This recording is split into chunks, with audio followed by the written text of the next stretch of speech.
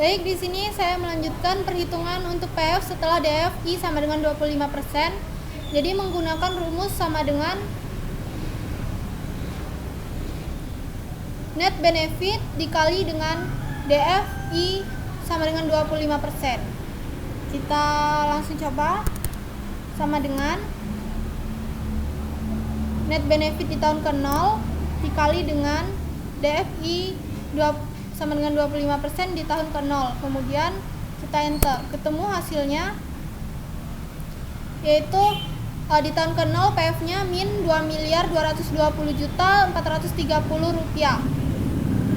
rupiah maksudnya. Kemudian disorot dari tahun ke-0 ini sampai dengan tahun ke-5. Kemudian diperoleh hasilnya. Selanjutnya untuk total PF-nya bisa menggunakan rumus sama dengan sum buka kurung, kemudian disorot dari tahun ke-0 sampai dengan tahun ke-5, kemudian tutup kurung, enter. Diperoleh PF dengan total Rp52.902.172.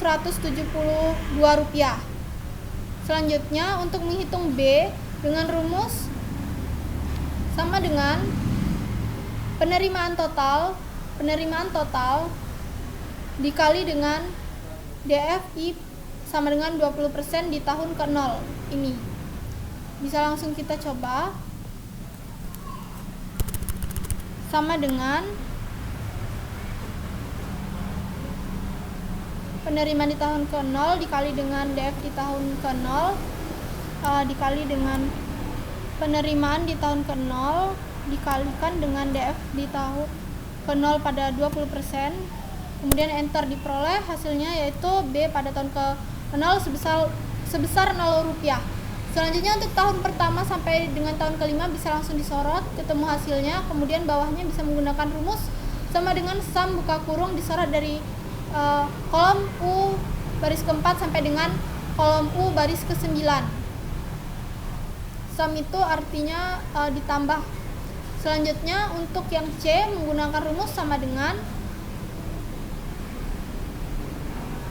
TC dikali dengan DFI 20% di tahun ke-0 sama dengan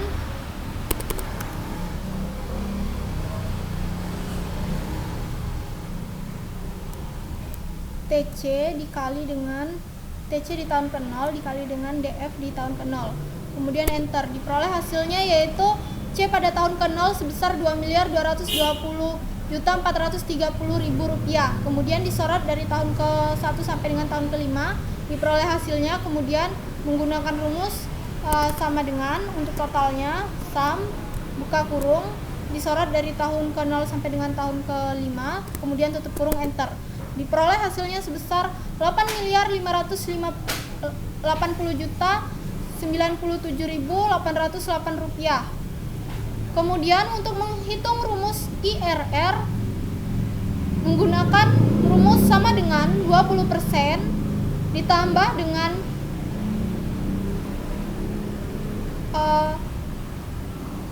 PF setelah kenaikan atau total PF setelah kenaikan dibagi buka kurung total PF setelah kenaikan dikurangi dengan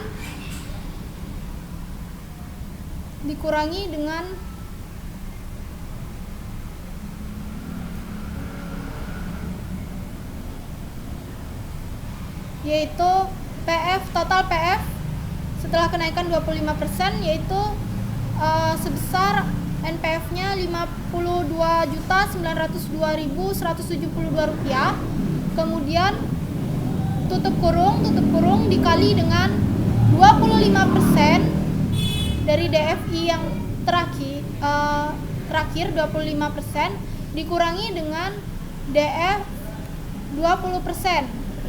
Tutup kurung 2 kali, kemudian enter. Maka diperoleh IRR sebesar 26%, sehingga IRR-nya lebih besar daripada DF 25% yang sebelumnya telah ditentukan. Selanjutnya rumus untuk net BC sama dengan untuk di laptop atau di komputer sama dengan sum buka kurung, kemudian disorot dari kolom N baris ke 5 sampai dengan kolom N baris ke 9, dengan hasil PF setelah kenaikan yang positif dari tahun ke-1 sampai dengan tahun ke-5, kemudian tutup kurung dibagi, buka kurung, menggunakan rumus ABS, buka kurung, kemudian klik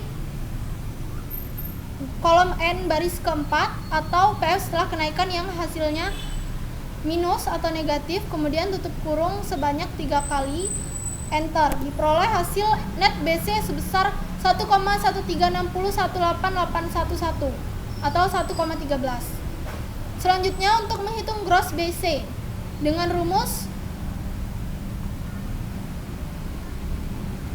B dibagi C, rumus gross BC yaitu B dibagi C. Jadi total B dibagi dengan total C. Di sini kita bisa langsung saja coba, sama dengan B dibagi C, kemudian enter, diperoleh gross BC sebesar 1,0352. Sehingga dapat disimpulkan di sini bahwa setelah dilakukan analisis sensitivitas dengan adanya kenaikan operasional atau variabel sebesar 10%,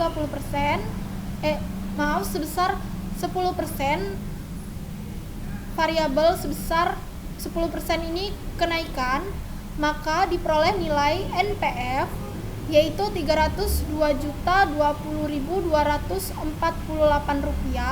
menghasilkan hasil positif, dan IRR yang dihasilkan yaitu sebesar 26%, kemudian net BC 1,13 dan gross BC sebesar 1,0352, sehingga dapat disimpulkan bahwa usaha budidaya kacang tanah surya masih dapat diteruskan dan layak karena masih feasible. Baik, sekian presentasi dari saya. Apabila ada kesalahan saya mohon maaf. Saya ucapkan terima kasih dan selamat siang.